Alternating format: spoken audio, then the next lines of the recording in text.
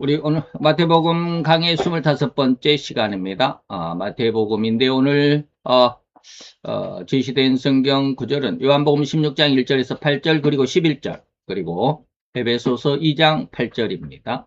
그래서 오늘 혼돈한 세상 속에서 참된 영적 지도자에 대해서 마지막 시간입니다. 사도 요한이 말한 강력이라는 것은 세상을 이기는 믿음이다. 세상을 이기는 권능이다. 라고 이렇게 말씀을 했고, 여기에 대해서 9시간째, 9시간을 여러분들과 함께 이제 보냈고, 마지막 절대 믿음. 우리가 지난 시간에는 절대 선이라는 것을 봤죠. 오늘 절대 믿음. 오늘 이 시간에는 물론, 제가 절대 믿음을 여러분들에게 안겨드릴 수는 없습니다. 믿음은 하나님이 오늘 에베소서 2장 8절에도 분명히 이야기하지만 하나님의 선물이기 때문에 인간이 어떻게 할 수 없는 것입니다. 단지 여러분들에게 믿음을 얻는 방법을 제시할 뿐입니다. 그러면 여러분들이 그것을 수고하고 노력해야 되죠. 제가 어렸을 때 저희 집에 밤나무 농장을 했는데 이제 밤이 떨어지게 되면 밤을 수확하러 가죠. 추수하죠. 근데 그거 그냥 맨손으로 막 주워 담지 못합니다. 그래서 그 가죽 장갑을 끼고 그리고 또 집게를 가지고 그리고 비닐봉지 그 비료포대 있죠. 예, 거기에다가 이제 주워 담습니다. 제가 여러분들에게 이제 쉽게 말하면 밤을 주술 때 주의할 사항을 여러분들에게 제시를 합니다. 밤은 절대 맨손으로 잡지 말라. 집게로 그리고 발로 양쪽으로 살짝 벌려서 집게로 그 속에 있는 알맹이만 꺼내라. 그리고 비료포대 속에 담아라. 제가 여러분들에게 이렇게 그 알밤을 까가지고 여러분들의 비료포대 속에 담아드릴 수는 없습니다. 그것은 이제 자신들이 해야 된다 이런 뜻입니다. 오늘 절대 믿음을 얻는 방법을 여러분들에게 제시를 해드리지만 제가 직접 드릴 수는 없다. 믿음을 드릴 수는 없다. 그러나 여러분들이 그것을 방법을 얻는 방법을 여러분들이 들으면 그 방법대로 여러분들이 수고하고 노력해야 된다. 이런 뜻입니다. 자, 그러면 오늘 16장 요한복음 16장 1절로 8절 그리고 11절 그리고 에베소서 2장 8절을 함께 봉독하도록 하겠습니다. 내가 이것을 너희에게 이름은 너희로 실족치 않게 하려 함이니 사람들이 너희를 추리할 뿐 아니라 때가 이르면 무릇 너희를 죽이는 자가 생각하기를 이것이 하나님을 섬기는 예라 하리라. 저희가 이런 일을 할 것은 아버지와 나를 알지 못함이라. 오직 너희에게 이 말을 이룬 것은 너희로 그 때를 당하면 내가 너희에게 이 말한 것을 기억나게 하려 함이요. 처음부터 이 말을 하지 아니한 것은 내가 너희와 함께 있었음이니라. 지금 내가 나를 보내신 이에게로 가는데 이 중에서 나더러 어디로 가느냐 묻는 자가 없고 도리어 내가 이 말을 함으로 너희 마음에 근심이 가득하였도다. 그러하나 내가 너희에게 실상을 말하노니 내가 떠나가는 것이 너희에게 유익이라. 내가 떠나가지 아니하면 보혜사가 너희에게로 오시지 아니할 것이요 가면 내가 그를 너희에게로 보내리니 그가 와서 죄에 대하여 의에 대하여 심판에 대하여 세상을 책망하시리라. 심판에 대하여라 함은 이 세상 임금이 심판을 받았음이니라. 에베소서 2장 8절입니다. 너희가 그 은혜를 인하여 믿음으로 말미암아 구원을 얻었나니 이것이 너희에게서 난 것이 아니요 하나님의 선물이라. 아멘. 자, 오늘 이 말씀입니다. 오늘 이 본문 요한복음 16장에서 7절 8절은 예수님께서 우리 곁을 떠나가야 우리에게 큰 유익이 온다. 떠나가지 않으면 우리에게 유익이 없다. 그래서 예수님이 십자가에 죽고 부활하여 천국으로 승천해 가야만 그 다음에 보혜사가 오시게 된다. 내가 그를 내 이름으로 아버지께서 보내주실 거야 라고 하는 것이죠. 그래서 보혜사. 그가 와서 무슨 일을 하느냐면 죄에 대하여 그리고 책망을 하실 것이고 의에 대해 책망을 할 것이고 그리고 심판에 대하여 책망을 하실 것이다. 그런데 우리는 지금 심판에 대한 책망을 들여다보고 있는 그런 중에 있죠. 그래서 이 심판이라고 하는 것은 뭐냐면 이 세상 임금, 다시 말하면 마귀가 이 말입니다. 계시록 17장 17절에 보면 하나님께서 이 세상을 하나님의 한 뜻을 이루게 하시기를 원해서 마귀에게 그 마귀의 하수인들에게 이 세상을 잠깐 맡겨 놨더니 하나님의 나라와 다시 말하면 교회와 그리고 하나님의 백성 다시 말하면 성도들을 어마어마하게 핍박하더라 라고 하는 그런 내용이 들어 있습니다. 바로 이것이 세상 임금이 하는 그 일이죠. 그리고 에베소서 2장 8절에 보니까 우리가 믿음으로 말미암아 구원을 얻었다라고 하는 것이죠. 이것은 너희에게서 난 것이 믿음은 너희의 것이 아니라 오로지 하나님의 선물일 뿐이다. 그래서 우리가 나중에 제가 믿음에 대해서도 한번 말씀을 드린다라고 했는데요. 우리는 믿음을 전부 내 것으로만 생각하죠. 내가 믿습니다 하면 믿어지는 것처럼 인간의 어떤 의지, 결단, 어떤 결심, 강력한 추구 뭐 이렇게 하면 믿음이 얻어지는 줄로 아는데 절대 그러지 않습니다. 믿음은 절대 내 것이 아니다. 하나님의 것이다 라고 하는 것입니다. 자, 이러한 내용을 오늘 한번 들여다보도록 하겠습니다. 자, 마지막 9번째 하나님의 강력, 다시 말해 세상을 이기는 믿음. 다시 말하면 세상 왕을 내가 이겼다라고 하는 것이죠. 세상 임금이 이미 심판을 받았는데 내가 심판을 했는데 그 심판의 권한을 내가 너희에게 줄 거야 라고 하시는 말씀입니다. 그러면 이 심판의 권세를 가져야 합니다. 그래야 세상을 이깁니다. 그런데 이 심판의 권세가 다시 말하면 세상 왕을 이기신 예수님의 그 이김의 권능이 아무에게나 뭐 한두 번 기도했다고 해서 뭐 또 한두 달 아니면 1년 2년 기도했다고 해서 주어지는 게 아닙니다. 오늘 그런 내용들을 한번 생각해 보도록 하겠습니다. 그래서 하나님의 모든 진의를 수용하고 지금까지 8시간을 말씀을 드렸습니다. 그 중에서 이제 아주 핵심이 이사야서 53장이었다라고 말씀을 드렸습니다. 하나님의 진의가 진짜 의도가 뭐냐? 이사야서 53장이었다. 세상을 이기는 권능의 핵심이 그거다. 그것을 우리는 수용해야 된다. 받아들여야 되죠. 근데 우리 이사야서 53장을 여러분들에게 말씀드릴 때 과연 이 말을 얼마나 많은 성도들이 받아들일 수 있을까? 오늘 역시도 마찬가지입니다. 아무리 얘기를 해줘도 못 알아듣습니다. 왜? 그것은 내게 유익이 안 되거든요. 세상을 대항해서 우리에게 그냥 뭐 세상과 우리가 전쟁을 하려면 마귀와 전쟁을 하면 우리에게 그냥 뭐 요즘에 우리나라에서 뭐 만드는 아주 그냥 최고 세계적인 명품 무기들이 있죠. 뭐 K9 그다음에 이제 KF-21 비행기 뭐 이런 것들이 있죠. 그리고 폭탄은 뭐 KGM KD즘이라고 그러나요? 뭐 이러한 것들 어마어마합니다. 세계적으로 아주 엄청난 거의 반값에 해당하지만 성능은 비슷한 이 어마어마한 것들을 우리나라가 많이 지금 가지고 있는데 그런 어떤 무기들을 가지고 딱 준비하고 있어야 위쪽에서 깝죽거리지 않겠다. 뭐 이러한 것을 이야기를 해줘야 되는데 그렇게 하지 말라라고 이렇게 말을 했던 게 이사야서 53장이고 지금까지 8시간 동안 여러분들에게 말씀드린 게 그런 내용입니다. 그래서 이런 것을 이해하고 마음속에 받아들이고 복종할 수 있는 심성이 되어야 되는데 과연 이것을 잘 안 되더라고요. 저도 잘 안 됩니다. 그래서 제가 늘 지금도 저도 많이 기도하고 있다라고 그러는데 잘 안 됩니다. 왜 잘 안 되느냐? 믿음이 적어서도 그러겠지만 우리 속에 제가 가끔가다 그런 이야기를 합니다. 6,000년 동안 우리는 살아온 습관이 있다. 6,000년 동안 뭐 6,000년도 안 되는데 뭐 백목사 당신 6,000살이 넘었다라는 거예요. 그게 아니라 인간의 생태가 6,000년 동안 다시 말해 에덴 동산에서 선악과를 따먹고 쫓겨난 그리고 죄악의 노예가 되어버린 그래서 마귀의 수중에 들어있던 그러한 인간의 모습 죄성으로만 살아가는 인간의 모습이 6,000년 동안 살아오면서 그것이 인간의 생태라고 완전히 굳어져 버렸습니다. 그래서 이 인간의 모습으로 살아가는 게 너무 당연하고 그리고 그렇게 살아가는 인간의 생태를 벗어날 수 있다는 사실을 전혀 인식하지 못합니다. 그렇기 때문에 우리 뇌구조 상태가 인간의 뇌구조 상태가 내가 예수를 믿습니다. 예수님이 나를 위해서 십자가에 뭐 매달렸습니다. 뭐 그 보혈을 흘려주셨습니다. 그게 대속입니다. 아무리 외치고 기도해도 우리 뇌 속의 뇌구조 자체는 죄성으로 딱 자리 잡고 있다 이 말입니다. 그래서 하나님의 말씀을 아무리 일러줘도 복종이 잘 안 됩니다.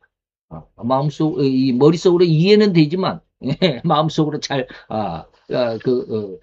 복종할 수 있는 그런 은혜가 안 되더라 이 말이에요. 아주 특별한 사람들, 그런 사람들은 이렇게 했습니다. 저도 이제 그런 사람들을 가끔 가다가 설교하면서 이런 사람들은 옛날에 이렇게 했다라고 이렇게 많이 말씀을 드렸는데, 그럼에도 불구하고 지난 시간 가운데는 우리의 정말로 훌륭한 신앙인들조차도 제가 조금씩 이렇게 디스를 하는 그런 내용들이 지난 시간 설교였습니다만은 어쨌든 그걸 여러분들이 이해할 수 있었으면 좋겠습니다.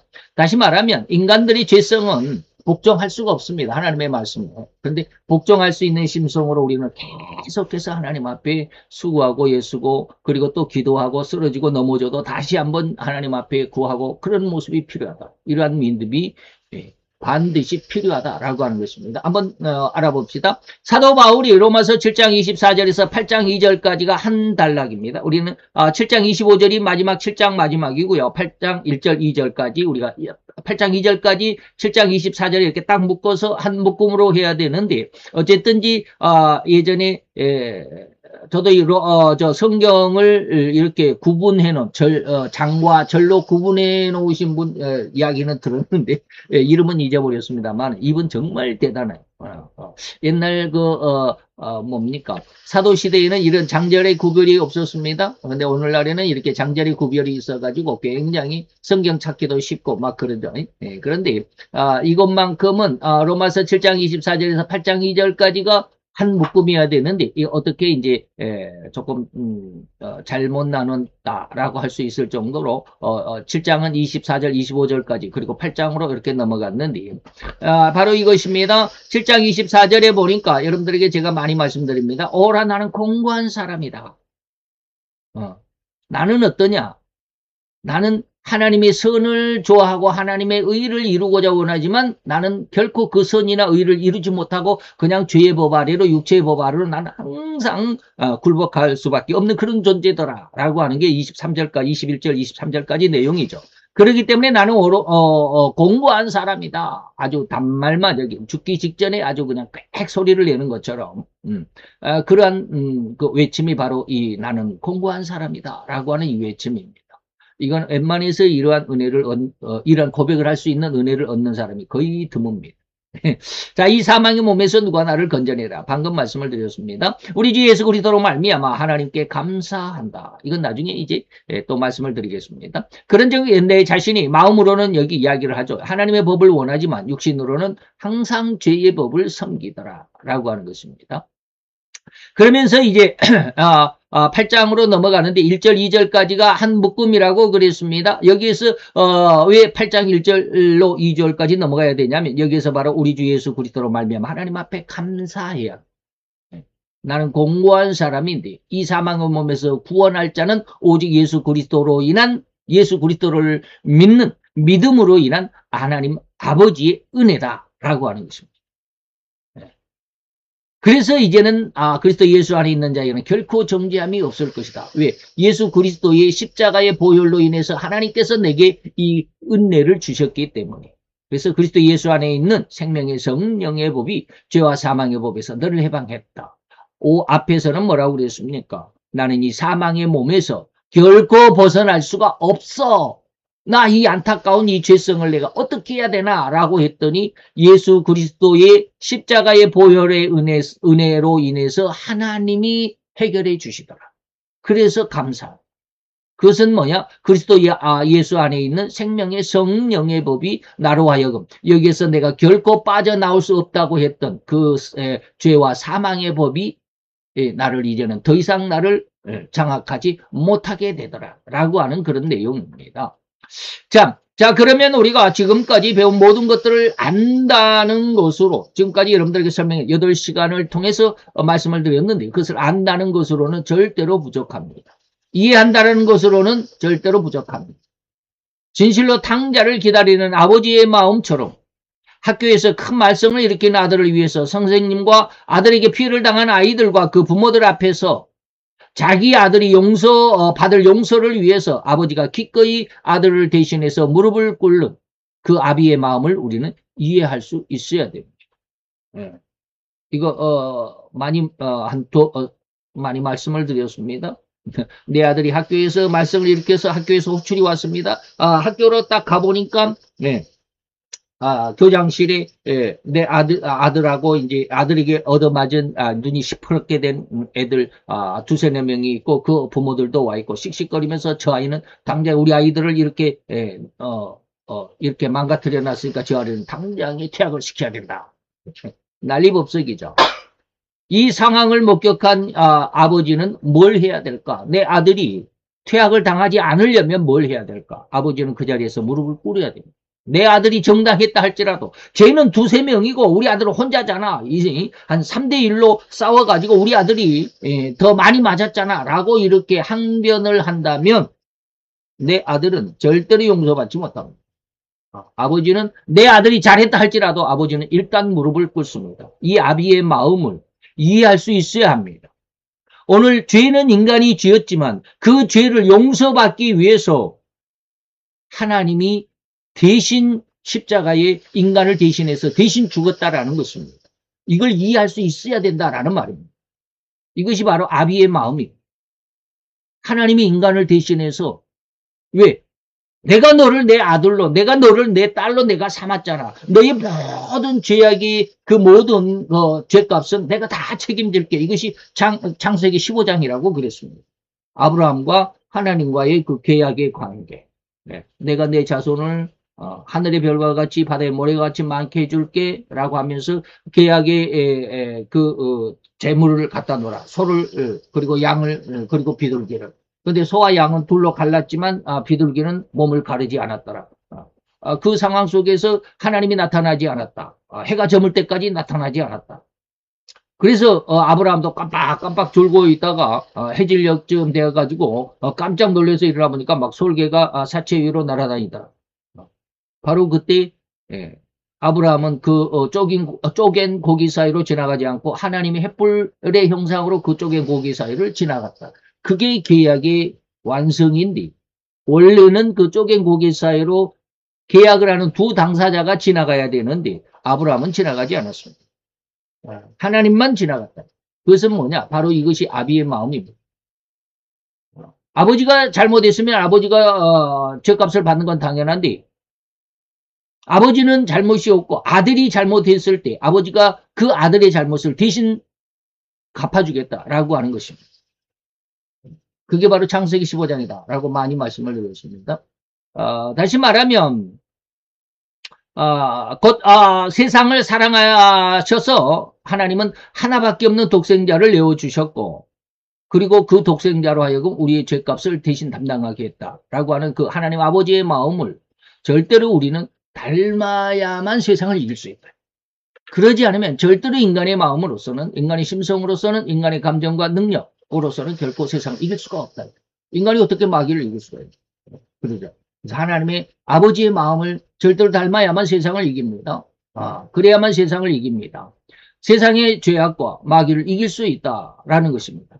예수만이 이미 하나님의 절대 승리의 방법으로 마귀의 일을 멸하셨습니다. 마귀의 일을 멸하셨다. 죽음을 이기셨다라고. 그 외의 방법은 죽음을 이겨낼 수 있는 방법이 없습니다. 다시 말하면 오늘 예수님이 스스로가 모든 것의 희생 제물이 되어서 이 말이죠.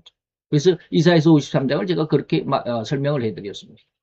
그래서 요한일서 3장 8절에 보니까 예수님이 세상에 나타나신 것은 무슨 이유 때문이냐? 마귀의 일을 멸하려고. 마귀의 일은 뭐 하는 것입니까? 온 세상을 죄악 가운데로 휘어잡아서 하나님이 가장 싫어했던 멸망의 그 영원한 지옥으로 끌어가려고 하는 게 마귀의 일이다. 이 일을 완전히 멸망시키고 폐쇄하기 위해서 예수님이 오셨고 그 폐쇄하는 일이 마귀의 일을 멸하는 일이 십자가의 죄값인 죽음을 대신 담당한 것이다. 자, 우리가 현재 살아가고 있는 이 세상이 운영되고 돌아가고 있는 모든 시스템 전부가 다 마귀의 작품이라고 이미 지난 시간 말씀을 드렸습니다. 그러나 그런 마귀의 작품일지라도 그 안에서 하나님은 하나님의 전지하심과 전능하심에 의해서 하나님의 영광을 이루어 가실 뿐이다. 이게 계시록 17장 17절이다 라고 많이 말씀을 드렸습니다.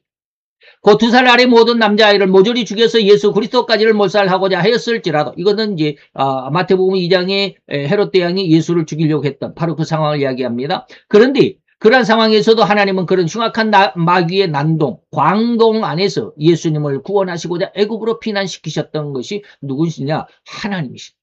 세상이 완전히 마귀의 수중 안에 갇혀 있다 할지라도 그 속에 완전히 포위가 되어 가지고 예수는 죽을 것만 같은 그런 위기 상황이지만 하나님은 그 모든 상황 속에서라도 하나님의 뜻을 이루어 가신다. 우리도 역시 마찬가지. 우리도 마지막 시대에는 온 세상이 인류의 3분의 1이 죽는 대살육의 시간이 지나가지만 그러나 그 속에서 하나님은 하나님의 백성을 따로 광야에 하나님이 예비한 곳으로 독수리 날개에 태워서 실어 가셨다. 그래서 그 독수리 날개에 타고 간 그 자들이 누구냐? 여자의 남은 자손이더라. 계시록 12장입니다. 그 여자의 남은 자손은 두 가지 특징을 가지고 있습니다. 한쪽의 특징은 하나님의 계명, 말씀에 능통한 자들, 말씀을 깊이 연구한 자들, 하나님 예수의 흔적을 가진 자들, 예수의 복음으로 인해서 세상 가운데 예수를 부인하지 않는, 예수를 신함으로 인해서 세상에서 많은 핍박과 오히려 도전을 그리고 공격을 당한 그런 흔적을 가진 자들, 육신적으로 정신적으로 세상적에서 어떤 자기의 삶 속에서 어떤 기억 속에서 그래서 세상에 차후장 그런 내용들이 나중에 말씀을 또 드릴 수 있는 시간이 될 것입니다. 그래서 제가 그런 말씀을 몇 번 드렸습니다. 하나님께서 세상 우리나라를 이렇게 굉장히 어려운 상황 가운데로 내몬 사실은 다시 말하면 이 하나님의 나라 이 마지막 시대에 하나님의 영광, 다시 말하면 하늘에서 이루신 하나님의 것, 주기도문에 있죠. 하나님의 뜻이 하늘에서 이루어졌는데 그 하나님의 뜻이 하늘에서 이루어진 뜻이 이 땅에서도 이루어지이다. 이 땅에서 이루어 가셔야 되는데 이게 무슨 뜻일까? 나중에 주기도문도 한번 강의를 해드리면 재밌겠습니다만 어쨌든지 마귀의 일이 멸망받는 게 하늘에서 이루어진 뜻입니다. 근데 그 뜻이 이 땅에서도 이루어져. 이 땅은 아직은 마귀가 장악하고 있습니다. 에베소서 2장 2절입니다. 공중의 권세를 잡고 있는 자에 의해서 세상은 지금 운영되어 가고 있다. 근데 그 세상을 운영하고 있는 마귀의 권세를 하나님이 멸하려고 예수를 보내셨다. 그 예수에 의해서 오늘 우리는 이 마지막 시대에 하나님의 하늘에서 이루신 뜻, 다시 말하면 마귀의 일을 멸하려고 하는 것을 이 세상 가운데도 이루어 가실 텐데 그 하나님의 사역에 동참할 자가 누구냐? 동참할 자가 누구냐? 그 동참할 자를 찾기 위해서 하나님이 물론 전 세계적으로 그러겠지만 특히 이 나라 대한민국에서 하나님이 이 나라를 흔들어 깨우시고자 했다. 너무 신앙인들, 성도들이 너무 잠을 깊이 자고 있다. 세상의 부귀와 명예와 영광 속에. 그래서 그들을 좀 깨워서 하나님의 뜻을 깨닫도록 하기 위해서 대통령을 탄핵을 시키고 좌파의 성향의 사람들을 이 나라의 왕으로 삼고. 그래서 제가 왜 그런 이야기도 해드렸습니다. 왕을 위해서 왕이 될 사람 후보자를 위해서 기도할 때 하나님이 갑자기 그러셨다고. 그도 내 형상과 내 모양을 닮아 만든 사람이다. 그렇게 말씀하신 하나님의 의도는 그를 위해서 진노나 저주나 멸망의 기도는 하지 말라라는 그런 뜻이었다라고 말씀을 드렸습니다. 그래서 그를 위해서 그렇게 기도하지 못했습니다. 그가 지금 이 나라의 왕이 되어 있습니다. 그래서 하나님 앞에 늘 기도를 그렇게 합니다. 왜 저를 그렇게 진노와 저주라고 말할 수 있지만 성경이 다 기록되어 있는 말씀이니까 왜 그렇게 기도하지 못하도록 하셨습니까? 하나님, 나라가 너무 세상 가운데서 너무 이 나라 대한민국의 위상이 너무 추락하고 있지 않습니까? 그렇게 기도했을 때 하나님이 이 나라의 옥석을 구별하기 위한 것이다 라고 말씀을 했다고 그랬죠. 그리고 지난번에는 옥석을 구별하기 위한 것이다 라는 말씀을 대신해서 기도원의 300용사를 내가 선택하고자 합니다. 근데 300용사는 진짜 300명이 아닙니다. 숫자는 여러분들이 조금 잠깐 제쳐 놓으시고 기도원의 300용사. 그래서 제가 늘 몇 번 기도를 했습니다. 기도원의 300용사가 과연 무엇일까? 옛날에 하나님께서는 세상을 한번 심판하실 때는 노아의 방주를 만드셨습니다.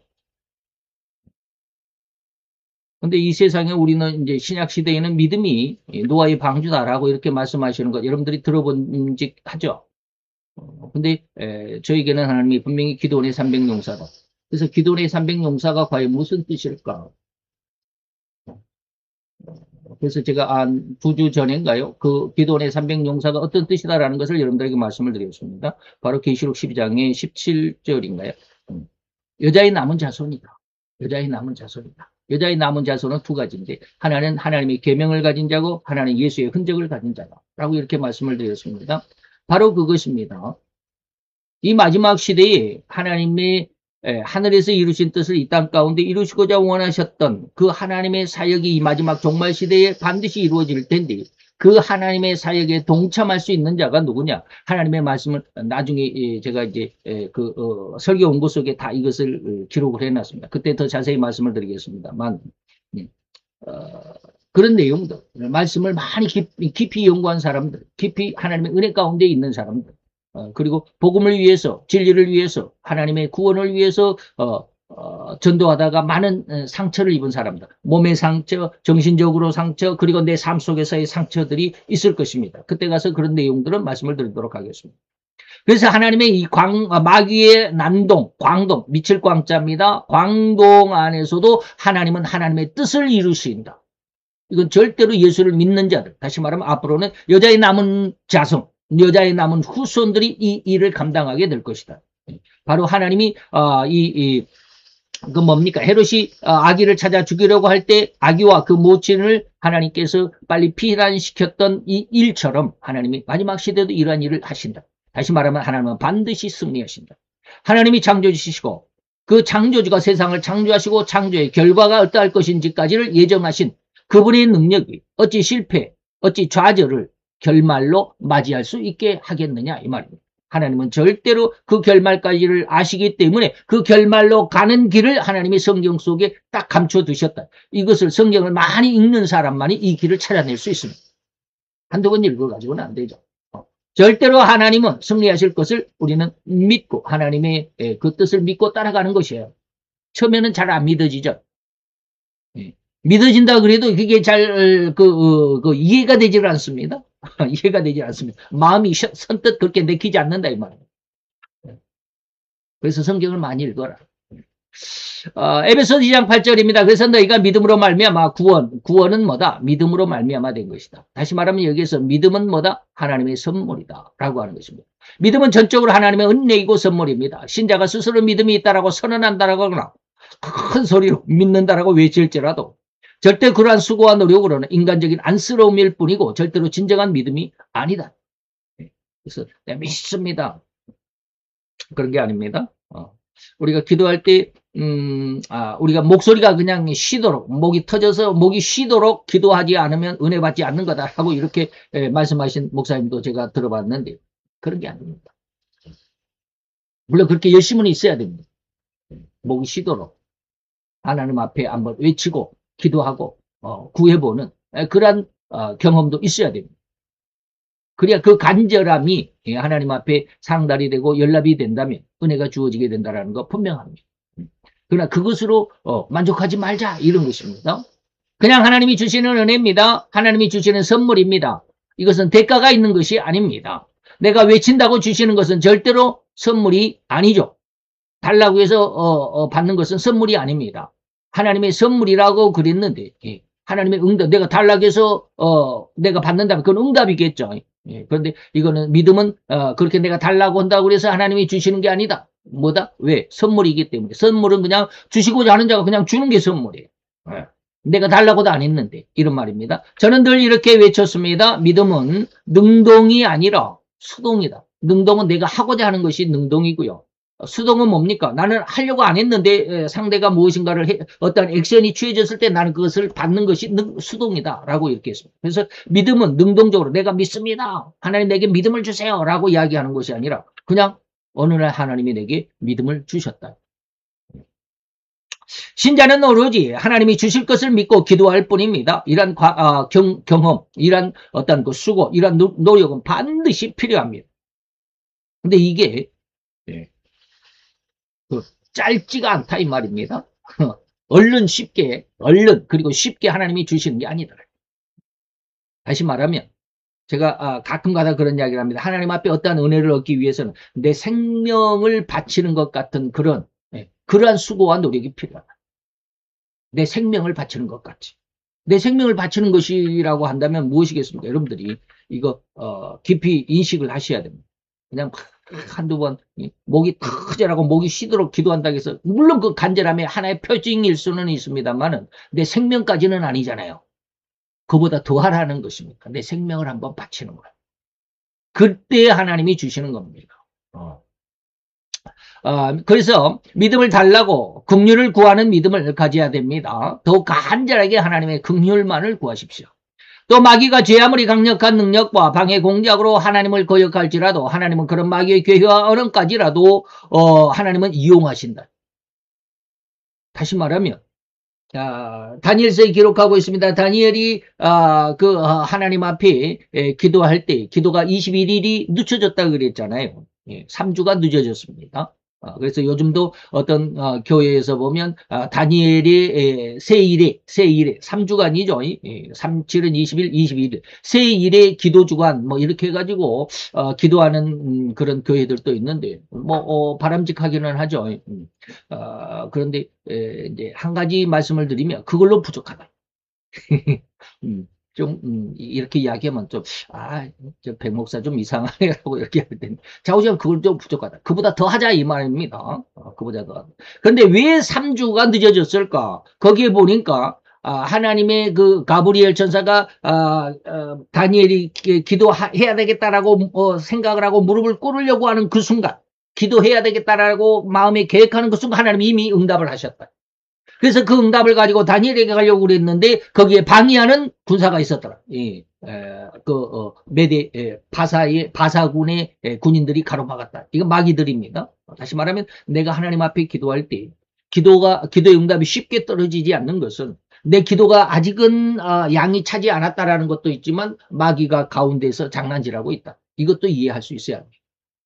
그래서 왜 하나님이 이렇게 안 될까라고 이렇게 기도해도 왜 안 될까라고 고개가 갸웃거리는 그런 순간까지라도 우리는 넘어가야 됩니다. 왜? 그 순간에 바로 마귀가 내 기도를 하나님이 이미 응답하신 내 기도를 지금 가로막고 있는 상황일 수도 있기 때문에 그렇습니다. 그래서 우리는 기도는 끊임없이 포기하지 않고 이런 뜻입니다. 그래서 마귀의 괴계와 언행까지라도 하나님은 이용하셔서 전능하신 하나님은 절대로 하나님의 뜻을 이루어 가신다. 그래서 결국은 다니엘에게 21일 만에 그 응답이 주어졌던 것을 우리는 알 수 있습니다. 자, 이러한 하나님의 능력 덧입기를 더욱 간절함으로 기대하는 성도님들이 다 되어야만 합니다. 그래서 여러분들에게 뭐 기도해도 안 되고 뭐 내가 간절히 원해도 안 되고 뭐 오직 하나님이 주셔야만 된다라고 이렇게 말을 하면 뭐 기도해도 소용이 없네 라고 생각해 볼 수 있습니다. 제가 그런 어떤 딜레마에 한번 빠진 적이 있습니다. 제가 외국 목사님 중에서 로이드 존스 목사님을 많이 좋아한다 라는 말씀을 예전에 많이 드렸는데 그 목사님의 성령론을 읽어보면서 상당히 두껍습니다. 그 성령론을 읽으면서 굉장히 이런 딜레마 속에 빠져 있었습니다. 다시 말하면 그 로이드 존스 목사님의 주장이 뭐냐면 너희들이 성령을 아무리 구한다고 한들 구한다고 해서 주는 게 아니야. 너희들이 아무리 밤샘을 하고 철야를 하고 뭐 1년 365일을 새벽 기도를 하고 달라고 성령을 달라고 해도 하나님은 주는 게 아니야. 너희들 그런 수고와 능력은 그런 수고와 노력은 아무 소용이 없어 라고 이렇게 쭉 앞에 부분에서 이야기합니다. 마지막 부분에서 뭐라고 하냐면 이 성령은 오로지 하나님이 주시는 거예요. 달라고 해서 다 주는 게 아니다 이런 뜻입니다. 하나님이 원할 때. 그런데 그런 달라고 하는 그런 모든 과정들이 수고하고 애쓰고 기도하고 간구하는 그 모든 수고와 애씀이 그런 모습이 보여져야만이 하나님이 움직인다 이 말입니다. 하나님의 마음을 움직이는데 우리가 그런 어떤 수고와 애씀 노력도 없이 그냥 하나님 한 푼 줍시오 해가지고 한 푼 얻는 그런 것처럼 느끼지 말라. 그래서 여러분들에게 혹시나 제가 빠졌던 그런 딜레마 속에 여러분들이 혹시 빠질까 좀 우려스럽기는 한데 어쨌든지 믿음은 뭐다? 수동이다. 하나님이 줘야만 된다. 믿음은 내가 그냥 받는 거야. 내가 구하고자 한 게 아니고 내 마음속에 믿음이 있는 것도 아니고 말이죠. 그래서 그 하나님의 능력을 덧입기를 원하는데 그 하나님은 뭐요? 오직 몸과 영혼을 지옥에 멸하는 자일 수도 있고 거기서 구원할 수도 있는 자예요. 우리의 몸은 죽여도 영혼은 능히 죽이지 못하는 자들을 위해서 그들을 두려워하지 말라. 세상을 두려워하지 말라라고 하는 것입니다. 우리의 몸과 생명을 죽이는 자의 폭정과 탄압을 두려워하지 말라고 하셨던 것입니다. 앞으로 이러한 일들이 인류의 3분의 1이 죽는 이 폭정과 탄압의 시간이 앞으로 3년 반이 이루어지게 될 것입니다. 이게 적그리스도의 시간입니다. 이는 우리의 영은 절대로 인간의 폭정에 의해서 탄압으로 죽는 것이 아님을 분명하게 밝혀주는 것입니다. 그래서 우리의 영을 하나님은 영혼을 하나님은 능히 지옥에도 멸하시지만 구원도 하시는 그분을 위해서 우리가 살아가고 그분을 사모하는 그런 믿음이 되어야 된다라고 하는 것입니다. 우리의 몸과 육신의 생명은 저들의 다시 말하면 저 그리스도와 마귀에 의해서 이 말이죠. 그래 그들의 폭정과 탄압으로 죽임을 당할지라도 절대로 영혼은 하나님이 주관하실 뿐이다. 그래서 세상의 폭정과 탄압으로 죽임을 당한다면 이 죽음을 주님은 분명히 순교의 신앙이라고 인정하시면서 독수리로 비유하셨습니다. 그래서 죽음이 있는 곳에는 독수리들이 많이 모인다. 이 독수리 같은 신앙들 이 말입니다. 깊은 영적인 신앙의 모습을 독수리로 비유했습니다. 그래서 이 독수리들의 다시 말해 순교자들의 모이는 곳이 바로 순교, 죽음이 있다 이런 뜻입니다. 인간의 영혼은 절대로 주님이 지키실 뿐이고 이렇게 순교의 현장에서 거두신 순교자의 영혼들은 말 아래, 말통입니다. 10대짜리, 한 대, 두 대 하죠. 그 10대가 되면 한 말 그렇습니다. 그 말입니다. 이게 히히힝하고 달려가는 그런 말이 아니고 우리가 말하는 이런 말이 아니고 이거는 뭐라 그럴까요? 용량을 재는 그런 말입니다. 한 대, 두 대, 10대 하면 한 말 되는 거. 그 말통 아래에다가 꽉 덮어 씌워버리는 것처럼 그렇게 말 아래에 씌워놓는 것이 아니라 등경 위에, 등장거리 위에 올려놓아서 온 방안을 비추게 하신다. 이게 마태오 5장 13절로 16절입니다. 우리의 신앙을 하나님께서 그렇게 하시겠다. 세상에서는 너희가 그렇게 핍박을 당하고 아까 우리가 요한복음 16장 처음에 이렇게 말씀을 했습니다. 여기는 그 1절부터 6절까지가 안 나와 있네요. 저들이 이렇게 너희들을 교회에서 추례하고 심지어 너희들을 죽이지만 그러면서 그들이 뭐라고 그럴까? 이것이 바로 하나님을 섬기는 예야. 이것이 하나님을 섬기는 방법이야. 라고 이렇게 말하는 저들의 모습에서 그들은 왜 그렇게 할까? 성도들을 왜 그렇게 교회에서 쫓아내고 심지어는 죽이기까지 할까? 뭐라고 그랬습니까? 저희들이 아버지와 나를 알지 못하기 때문이다. 라고 3절에 기록하고 있습니다. 아버지와 나를 뭐한다? 알지 못합니다. 라고 하는 것입니다. 자, 그런 상황 속에서 우리의 신앙을 하나님께서 세워주시고자 하실 때 등경 위에 두어서 온 방안을 비추게 하신다. 자, 이렇게 주님은 진실로 순교자들의 영혼을 통해서 영광받기를 원하셨습니다. 순교자들의 그 순교의 모습, 공산주의자들과 무신론자들의 휘두른 그 폭정에 의해서 그 탄압으로 인해서 환난 중에서라도 결코 주님을 사랑하는 마음과 믿음을 저버리지 않고 생생하게 살아있는 믿음을 증명하게 하신 의도가 이다라고 하는 것이죠. 자, 하나님의 이러한 의도의 측면이 아닌, 다시 말하면 인간적인 측면에서 이를 한번 살펴봅시다. 인간적인 면에서라고 한다면 다시 말해 신앙인들의 성도들의 모습에서 자기 생명조차도 아끼지 않고 오로지 하나님의 복음을 위해서 하나님의 신자에게 원하신 하나님의 의도, 하나님의 진의를 가장 적정하게 인생을 사랑하기 위해서 절대적인 믿음, 그 생명조차 아껴보지 않는 오히려 하나님의 영광을 위하는 그런 삶의 모습, 하나님의 뜻을 이 땅에 이루시게 하시는 하나님의 사역에 동참하고자 하는 간절하고도 강력한 믿음의 기준이 절대적으로 필요한 믿음으로 성장해야 한다는 것을 한번 생각해 봅니다. 이것을 저는 뭐라고 그러냐면 절대 믿음이다. 세상에 보면 뭐 절대 반지 그러죠. 절대라는 말을 여기다 한번 붙여보면 절대 믿음. 이 믿음 외에는 다른 것이 없다라는 그런 뜻입니다. 하나님이 세상에서 그리고 온 인류를 내려다보시면서 누군가를 선택하시고자 하시는 그 눈길을 내게로 끌어들일 수 있는 믿음을 절대 믿음이다. 하나님이 세상에서 하나님의 뜻을 이루시고자 원하시 무엇인가를 하시고자 하실 때 그것에 누가 이 일을 감당할 거라고 세상을 한번 싹 살펴볼 때 그 하나님의 눈을 내게로 끌어들일 수 있는 게 뭐냐? 바로 이런 절대 믿음이다라는 것입니다. 하나님이 예수를 독생자를 세상에 예수라고 하는 이름으로 인간의 모습으로 세상에 보내시고자 했을 때 세상에 그 많고 많은 사람 중에 딱 한 사람이 있었습니다. 마리아라고 하는 여자. 바로 그것처럼 하나님이 세상에 이 마지막 종말의 시대에 내가 이 대한민국을 위해서 어떠한 한 사람을 내가 선택해야 되는데 누구를 찾을 거 있을 때 하나님이 나를 지목할 수 있도록 내 신앙을 성장시켜야 된다. 지금이 그 은혜 받을 때고 지금이 그 구원의 시대다라고 하는 것입니다. 그 순교자들의 모습, 그 순교의 모습을 하나님은 찾으시고자 간절하다 이 말입니다. 이에 우리 신자의 믿음이 응답해야만 하겠고 또 그렇게 성장되어져 있어야만 합니다. 이것을 다른 말로 하자면 주님이 일러주신 그 약도대로 나아가는 신자의 마음, 그 믿음이었다라고 하는 것입니다. 지금까지 8시간을 여러분들에게 말씀드렸던 그 내용대로 우리가 성장하고 또 그렇게 그 믿음을 얻고자 우리가 노력해야 된다. 근데 그런 마음이 잘 안 된다라고 말씀을 드렸습니다. 복종이 잘 안 되더라. 왜? 우리는 6,000년 동안 이런 육신의 죄 속의 삶이 그대로 우리 속에 너무나도 강력하게 완전히 고착화되어 버리기 때문에 이것을 바꾸기라는 게 그렇게 쉬운 일이 아닙니다. 믿음이면 되죠. 뭐 예수님이 나를 위해서 십자가에 죽었는데 예수의 십자가의 죽음을 믿고 구원을 받은 하나님의 구원의 아들, 구원의 딸, 다시 말하면 구원받은 성도를 할지라도 여전히 죄 가운데 있잖아요. 그 죄를 벗어낼 수 있는 방법은 거의 없다. 오직 예수 그리스도의 보혈로 은혜로 말미암아 하나님이 해주시는 그게 로마서 7장 25절이었습니다. 자, 그래서 어디 가버렸습니다. 그래서 이러한 믿음으로 성장하려면 반드시 하나님이 일러주신 그 주의사항을 철저하게 숙지하고 또 실행하는 삶이 훈련의 과정처럼 경력으로 쌓여 있어야만 할 것입니다. 그래서 많이 수고하고 노력해야 됩니다.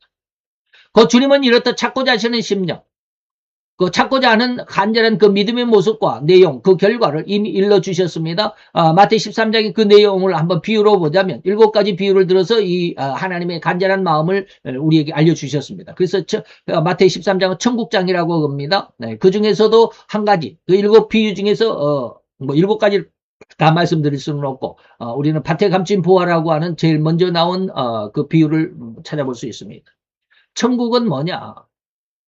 밭에 감춘 보화와 같으니 사람이 이를 발견하면 이거 숨겨두고 가서 기뻐하며 돌아가서 뭐 했다? 자기 소유를 다 팔았다.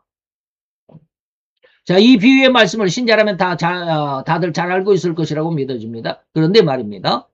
우리 신자들의 믿음에 한 가지 흠을 발견하고자 들고자 한다면 흠이라고 해서 죄송하지만 꼭 백목사는 남 잘된 것을 뭐 못 봐라고 이렇게 하지 마시고 꼭 흠을 찾고자 한다라고 하는 것 말고요.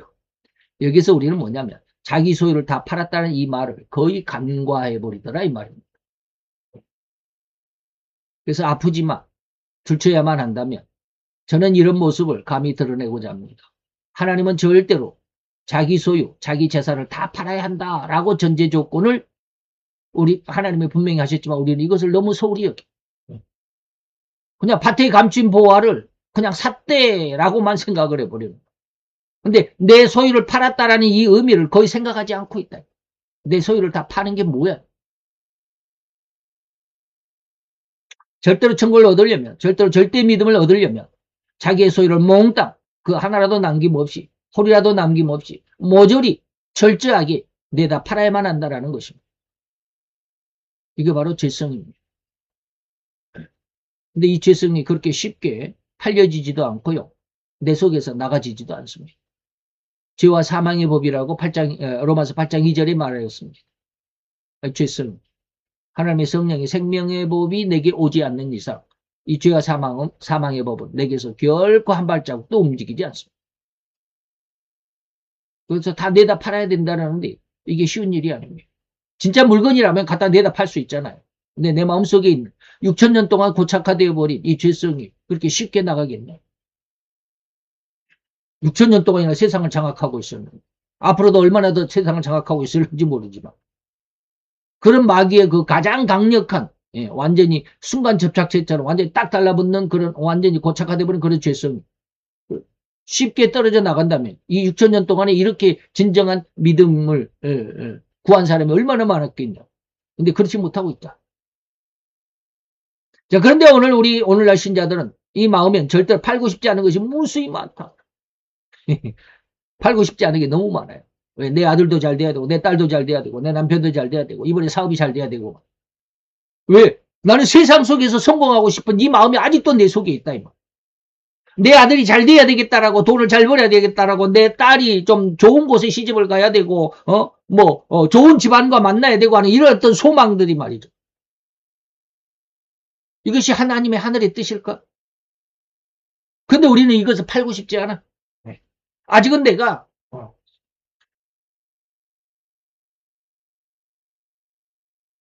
저도 역시 마찬가지.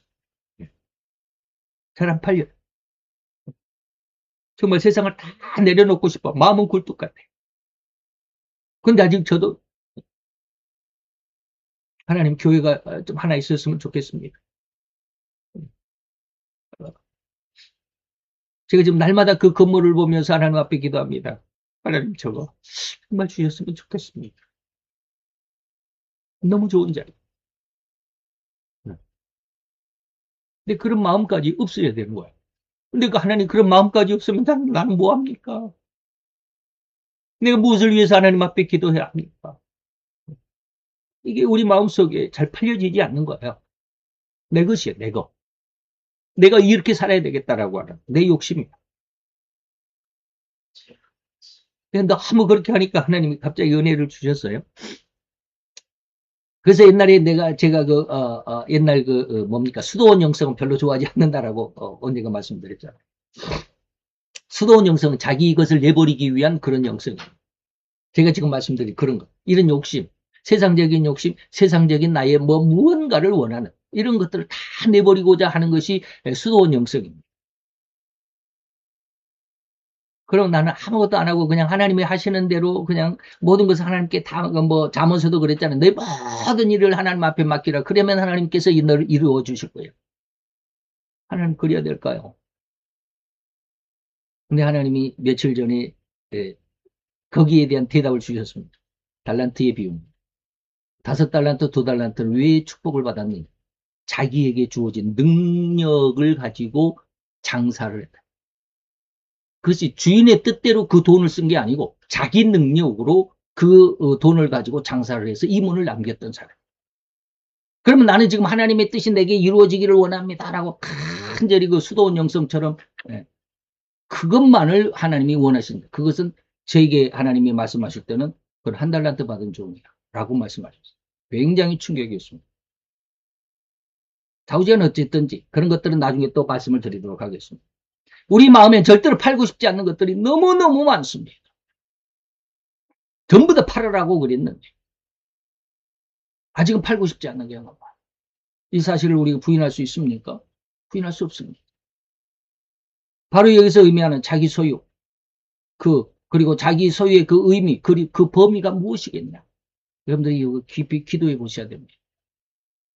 그렇습니다. 자기 소유가 무엇인지, 나는 지금 뭘 갖고 있는지, 그 의미나 그 범위를 얼마만큼 그 한도, 그 한계를 여러분들이 절대로 제대로 알고 있지 못하고 있다는 것을 여러분들에게 지적해 드리고 싶다. 이런 뜻입니다. 지금까지 8번의 설교 내용 중에서 전반적으로 말씀드린 내용들이 다 그런 내용이었습니다. 곧 나의 모든 이념과 사상, 내 생각과 내 주장, 내 이권을 향한 내 인생의 중심의식이 바로 그런 것입니다. 예수님을 위해 생명이라도 헌신하고 바칠 수 있다라고 자신있게 입술로는 떠벌릴지라도 실상 현실에서는 내 욕심과 내 야망과 내 이권을 결코 침해받을 수 없다라는 식의 그런 삶의 방식이 아니었다. 내 것을 다 팔아야 그 밭을 살 수 있어. 근데 우리는 밭을 살 수 있을 때 꼭 아나니아와 삽비라처럼 하나님의 성전에 다 바칩니다라고 했지만 슬쩍 남겨놓는 것이 있더라 이 말입니다. 내 기분을 나쁘게 하는 상대를 결코 용서할 수도 없고 용서하지도 못하는 그런 성품을 아직은 우리는 여전히 갖고 있지 않나요? 내 멱살을 잡고 흔들어대는 상대방을 향해서 나도 두 주먹을 불끈 쥐고 상대의 멱살을 잡을 것인지 그렇게 불끈 주먹을 상대의 면상을 그냥 박살이라도 내고 싶지는 않았는지 말입니다. 이렇듯 우리는 신자라는 이름을 가졌을지라도 현실적인 삶 속에서 결코 나의 이권이나 나의 명예의 손상 그리고 내 재산적인 피해에는 절대로 두 눈을 부라리면서 지키고자 한다란 그러한 욕심만을 내 삶의 울타리로 삼는 그런 삶은 아니었던가 이봐. 우리 이 삶에서 벗어날 수 있는 사람이 거의 없다라고 봅니다. 이런 나의 모든 죄성을 철저하고 완벽하게 청산하는 것이 바로 내 소유를 다 판다라는 그런 뜻입니다. 호리만큼도 세상적인, 육신적인, 욕망적인 그런 마음, 그런 성품, 그런 혈기나 분노조차 절대로 남아있지 않는 그런 성품. 그건 예수님의 성품입니다. 이사야서 53장입니다. 하나님의 마음과 비슷할 정도로 청결하고 이웃을 위해 희생할 수도 있는 그러한 사랑의 마음만 남아있는 그런 심성. 그러한 믿음이 바로 자기 소유를 다 내다 팔린 심성이고 그런 믿음이라고 할 수 있다는 것입니다. 그런데 이렇듯 자기 소유를 다 내다 팔고 싶지만 현실은 그렇게 팔리지도 않습니다. 그래서 나 자신이 이미 그 소유의 주인이란 강력한 의식이 너무나도 강력하기 때문에 6천년을 이렇게 인간이 살아왔습니다. 6천년이 이렇게 이루어져 왔다는 것은 이것이 잘 안 팔렸다는 뜻이잖아요. 이 죄성이 안 팔렸습니다.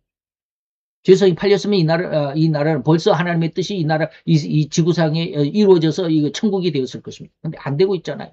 예. 외부적인 상황은 다시 말하면 내 마음속에서 이렇게 안 팔리지만 외적인 상황은 내 소유를 사들이지 않을 것이다. 마귀는 그것을 결코 용납하지 않는다. 마귀는 그것을 사주지 않습니다.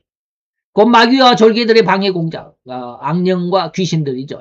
마귀와 졸개들은 악령과 귀신들입니다. 그들이 우리의 신앙을 그렇게 방해하고 있다. 내가 하나님의 뜻대로 살려고 하면, 야, 그렇게 갖고 하나님이 영광 받으시겠냐? 뭐, 이런. 우리 마음속에 그런 것들이 너무 많습니다. 조금 더 기다려보지. 왜 하나님 응답을 안 하실까? 조금 더 기다려보지. 그러면 내 마음속에는 기다린다고 될 것 같냐? 그러죠. 너무너무 여러분들이 많이 느끼고 있을 것입니다. 마귀와 그 졸개들의 방해 공작이 너무도 강력하기 때문입니다. 즉 내 소유물이 팔리지 않도록 엄청난 방해와 공작이 난무할 것이다. 내 마음속에 이 믿음을 세우기 위해서 하나님이 육신의 법, 죄의 법을 하나하나 드러내려고 하면 드러내지 못하도록 하는 그런 방해 공작, 내 믿음을 무너뜨리려고 하는 이런 마귀들의 이 사역이 너무너무 강력하다. 쉬지 않다. 이것을 예수님은 그 길이 협착하고 아주 좁다라고 그랬습니다. 그 문은 좁고 길이 협착해서 가는 이가 없어요. 이렇게 살아갈 수 있는 사람이 거의 없어요. 우리 신자들이 하나님을 믿는 그 믿음, 절대 믿음으로 성장하는 그 성장의 과정, 성장의 길에서 결코 주저하지 않는 방해와 공작이 마귀와 그 졸개들에 의해서 난무합니다. 우리의 믿음을 짓밟아버리기 위해서 온갖 공포와 압박과 흉계를 절대로 쉬지도 마다하지도 않을 것임을 우리는 기억해야만 합니다. 그래서 우리는 그러한 것을 미리 알고 인내해야 우리의 믿음에 조그마한 거침이 생기면 거기에서 다시 한번 하나님 앞에 일어날 수 있는 기운을 찾을 수 있는 기회가 돼야 돼요. 이런 것을 알지 못하면 제가 예전에 그랬죠. 제가 청년 때 서울에서 신학교를 다니면서 안양으로 교회를 다녔었는데 이제 토요일 날 되면 교회로 와서 기도를 합니다. 그래서 의자에 앉아서 앞에 의자에 이제 이렇게 딱 기대고 기도합니다. 그때 제 마음속에 그런 말을 합니다. 내 모든 죄악을 다 기억나게 하게 하시면서 너 죄인이잖아. 죄인의 기도를 하나님이 받을 것 같니? 라고 말하면 저는 내 모습은 그냥 기도하는 대로 이렇게 딱 있지만 내 영의 모습은 뒤로 그냥 발라당 넘어져 버려. 그걸 느꼈습니다. 정말로 그냥 식은땀이 쫙 흐르죠. 그러한 일들이 상당히 많습니다. 우리의 믿음을 짓밟아버리는 이러한 일들. 공포와 압박과 흉계를 절대로 쉬지도 마다하지도 않는 마귀의 그런 공작. 그리고 그러한 심각한 믿음에 대한 회의감이 몰려올 때 여러분들은 이 말씀을 기억하십시오. 그것이 바로 마귀의 장난이라는 사실. 마귀의 장난과 방해와 공작이 엄습해 온 것이라고 여러분들이 기억하고 있어야 합니다. 그리고 당당하게 더 강력하게 대항해서 이겨내십시오. 하나님은 이 모든 일에 이기신 그 이김의 권능으로 우리를 후원하시고 우리를 응원하시고 우리를 인도해 주신다는 사실을 굳게 믿고 이겨내시기를 바랍니다. 마태복음 24장 13절. 끝까지 견디는 자가 구원을 얻는다. 도중에 포기하고 좌절하고 낭망해버리고 뒤로 돌아가버리면 구원 얻지 못합니다. 끝까지 견디시기를 축원해드립니다. 기도하겠습니다. 할렐루야. 주님, 오늘도 여호와의 귀한 은혜 마음을 감사드리나이다. 여호와의 영광이 우리 가운데 함께하게 하시고 또 하나님의 그 영광 가운데서 우리를 통하여서 내가 너와 함께 한다라고, 내가 너를 도와줄 것이라고, 나의 의로운 오른팔로 내가 너를 붙들어 주시리라고 약속하셨거나, 우리는 이것을 알지도 느끼지도 못하지 않습니다. 아버지가 불쌍하고 저들을 긍휼히 여겨 주시옵소서. 믿음 없는 저희를 불쌍히 여기시고 하나님의 귀한 손을 굳게 붙드는 은혜의 아들로 딸로 성장하게 하여 주시옵소서. 예수 그리스도의 이름으로 감사와 기도드려 싸움나이다. 아멘.